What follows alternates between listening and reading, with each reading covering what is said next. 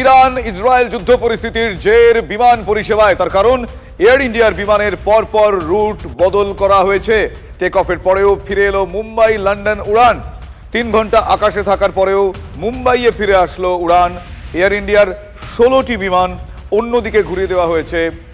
আমার সহকর্মী কমলেশের কাছে আরো বেশ কিছু আপডেট রয়েছে। কমলেশ, কোন কোন রুট কিভাবে বদল হয়েছে, কি কি পরিস্থিতি, একটু ডিটেইলিং জানতে চাইবো তোমার কাছ থেকে কমলেশ।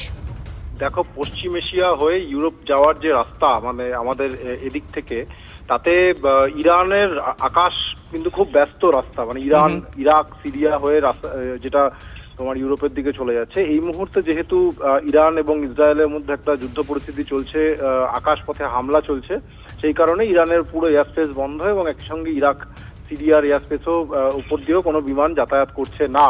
ফলে খুব সমস্ত বিমান সংস্থাকেই, যারা ইউরোপ কানেক্ট করে, সমস্ত ইউরোপ বা আমেরিকা কানেক্ট করে, সবাইকেই কিন্তু বিকল্প পথ বাছতে হয়েছে।